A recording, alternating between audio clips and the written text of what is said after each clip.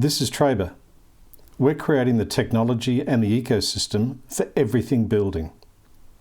We're creating a market network which boasts a marketplace and a mobile-first, cloud-based suite of project control tools for builders, consumers, trades, suppliers, for everybody. All on a smartphone, all remote, all mobile, all for building. This is Traber, and this is a building conversation. So g'day, we're here today with Dave Henson from Renextend. G'day Dave, how are you? Yeah, good Tony, yourself? Yeah, fantastic. Thanks for making the time, I really appreciate it. So how can you, how does Renextend respond to customer expectations? I mean, if it's, is it something that you're constantly focused on about the whole customer experience and how you engage with people and how you respond to their needs? Or is it sort of, well, it's my way and this is how we do it, or? No, definitely not my way. That's no way to treat a client, I don't think. You've got to listen. Make sure they're happy with what you're delivering, they're happy with everything. Just be forward, as I mentioned before, just make sure you're forward with everything. Communication, once again, it's 90% of the job is communication. Yeah. The client understands what you're doing, what you're about. Yeah, there is nothing else really. All I want to know is what's happening. That's right, and it's not an unreasonable requirement, is it? No, and onto that, for them, like 2, 3, 4, 5 years ago, I didn't use any management software, and now I do. So specific on site for these people, and they can now see the job progressing day to day. Yeah. If they're not there, they can see photos. We update it. So Traber's a great thing to do that with. So they can log in and see everything.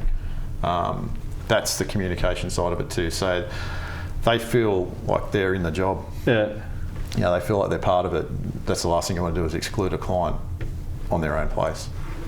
So do you think that's driven by the fact that, and without getting too granular on this, because the world's now sort of so digitally aware and socially informed and media's in our face 24/7, all that sort of stuff, that need for access to and knowledge of what's happening around us, does that drive people's expectations about, I want to know? Because I'm sure 10, 20 years ago, maybe even longer, that was never the case, obviously. No, I think a lot of it's got to do with professionals, these days where you've got, the husband and wife both work, so they're not around. Yeah. 20 years ago, slightly different. Yeah, it was slightly different. Mainly, one of them went and worked while the other one was at home, so they got to see it. Yeah. These days, especially with the costs these days of building, they've both got to work. So one's out, working, the other one's now working as well. So they can be sitting in their office and see updates without having to be on site, and that's a great thing. And especially social media, like. If they want to put those photos out to say, hey, this is what we're doing. Go for your life. Have a look at this, have a look at that. So post and boast your heart away. That's pretty much, exactly right. Yeah. Ulterior benefits in the form of marketing. So what would you say is the single biggest pain point running a building company in 2020? The biggest issue I had was trades, getting the right trades, which I discussed earlier. That was the biggest issues I had coming into this year. Yeah. There's a few that I wasn't happy with, and trying to find the right ones. And I think which I have found. And talking to other builders, that's one of their biggest issues is trades and sometimes your employees. So that which can be hard. Yeah. But you've got a good team now. Got a great team. That's good to know. To what extent has technology factored into building in 2020? Well, 20 years ago, everything was on paper and pen. Yeah. Mobile phones were only just coming in. I couldn't imagine working without a mobile phone. It'd be near impossible. I don't know if people would, yeah. Yeah, don't know, like emails, everything. I can get everything on site. Said social media, it's the digital age has changed building. Totally. As I said, I just don't know how they used to do it without the infrastructure we got these days with the digital side. And do you find that your colleagues and counterparts in the industry, they're going in the same direction with technology as well? Yeah. Yeah? Yeah. Everyone. There's a few that are lagging a little bit, and I even say to them, look, you've got to look into this. I know it's an extra cost on your business, but it helps you, in the long run. Yeah. You'll be beneficial. Yeah. Well, if it makes you better, yeah, it's a no-brainer. Yeah. Interesting. So tell me, I know you don't have a crystal ball handy, but if I asked you how do you imagine building, let's talk about home building, is going to change over the next 5 or 10 years or whatever period of time you care to think about, how do you think it might evolve? I don't have a crystal ball. No, sure. Yeah, that's I don't know. Technology obviously got a big part to play in it, but you look at how something gets built these days. On site, I don't think it's going to change. It's just going to be your management.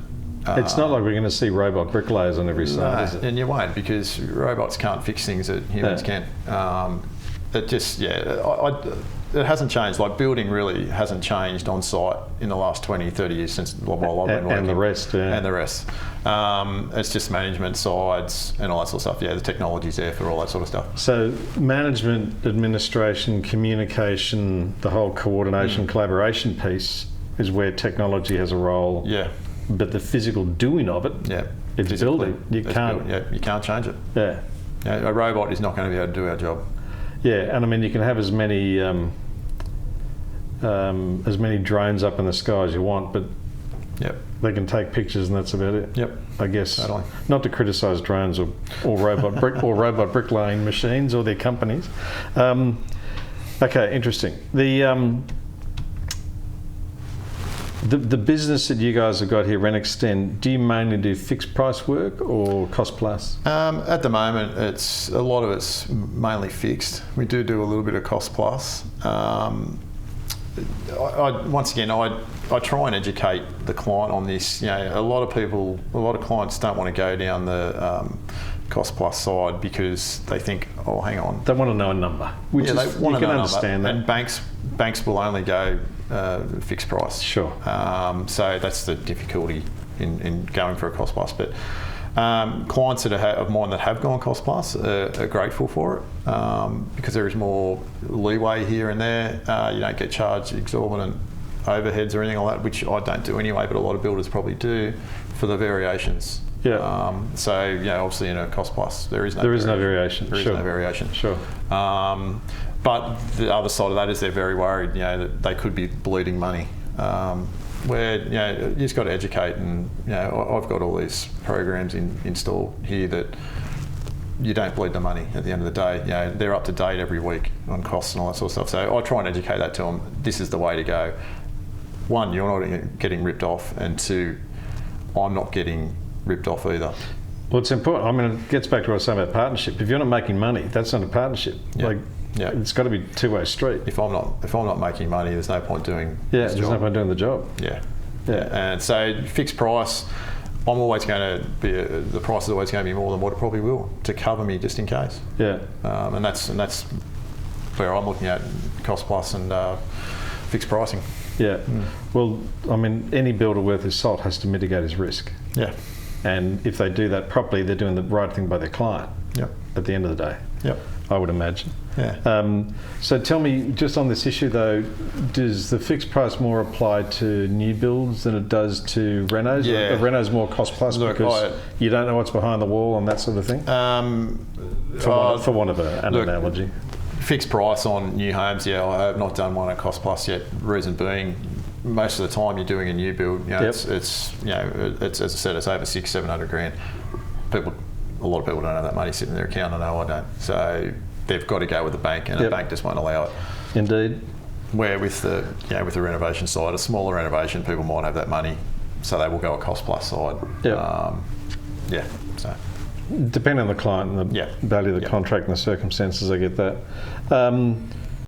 Listen, that was really interesting. I really appreciate your time. Thanks for answering the questions. It's been really, really valuable. Dave Henson from Renextend, thanks again. No worries. Thanks, Tony. Cheers.